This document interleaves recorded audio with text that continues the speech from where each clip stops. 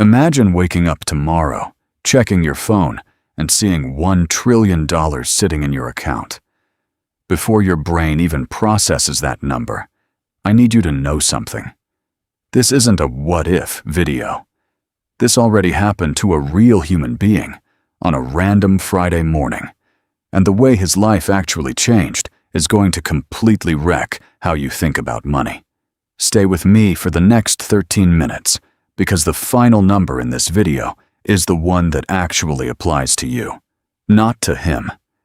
If you want more videos that break down real money like this, hit subscribe right now. Let's slow down on the number first, because your brain is currently underestimating it. $1 trillion is 1,000 billion dollars. Picture spending $1 million a day, every single day. No rent, no bills, no charity, just pure non-stop spending. You would still be spending it 2,700 years from now. Rome would rise and completely fall in that time. Entire civilizations would come and go while you're still working through the pile. That's not wealth anymore. That's a different category of existence, and almost nobody has ever touched it. Now here's where it gets real. On June 12th, 2026, Elon Musk became the first trillionaire in human history when SpaceX went public on the Nasdaq. Not a projection. Not an economist's guess on a spreadsheet somewhere. It happened, live, on a trading floor, in real time.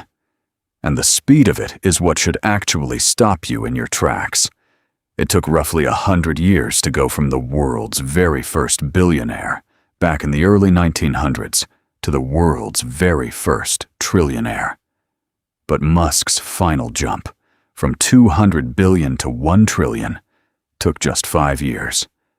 And the last $150 billion of that gap closed in a single morning.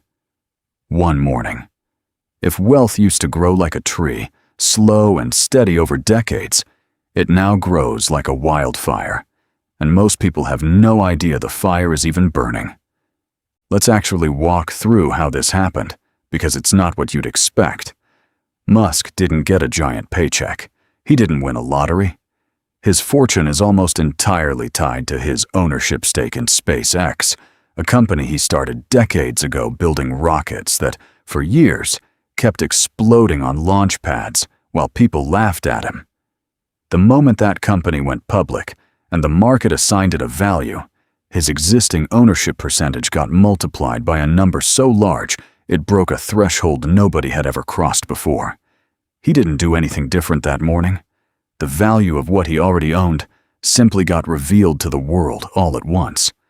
But here's the twist that nobody puts in the headline, and it's the part that actually flips this whole story on its head. You'd think a trillionaire just buys everything he ever wanted. Wrong. Once you're at this level, spending stops meaning anything at all. A $100 million house doesn't even register as a blip on the balance sheet. A private jet is a rounding error he wouldn't even notice missing. So if it's not about buying things, what's the actual point of having it? Keep watching, because the answer to that question is genuinely unsettling, and it's going to change how you look at every billionaire headline you scroll past from now on. Here's a number that made me stop scrolling when I first read it. According to Oxfam, this one man's fortune makes him wealthier than the poorest 46% of the entire planet, combined. Nearly 3.8 billion people. Not a country. Not a continent. Almost half of every human being currently alive. And one single person still has more than all of them stacked together. Now here's the part that'll really mess with your head. He can't actually spend most of it. Less than 0.1% of that $1 trillion is cash he can access right now. The rest is locked up in company stock he isn't even legally allowed to sell for over a year. So somehow, he's richer than half of humanity, and functionally has less usable spending cash than plenty of regular millionaires sitting comfortably in their savings account. Let that irony really sit for a second, because it tells you everything about how wealth actually works at the very top. And here's something most people never stop to think about. Economists who study wealth across all of human history looked at Musk's fortune differently. Instead of just comparing dollar amounts, which get distorted by inflation, they compared purchasing power in terms of human labor. By that measurement, Musk could theoretically command the equivalent work of over 500,000 people in a single year.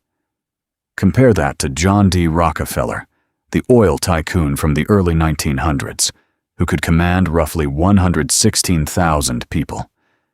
Musk's wealth, by this measurement, may make him the richest individual in recorded history, excluding kings and emperors, whose wealth was never separate from their nation's treasury. Think about that.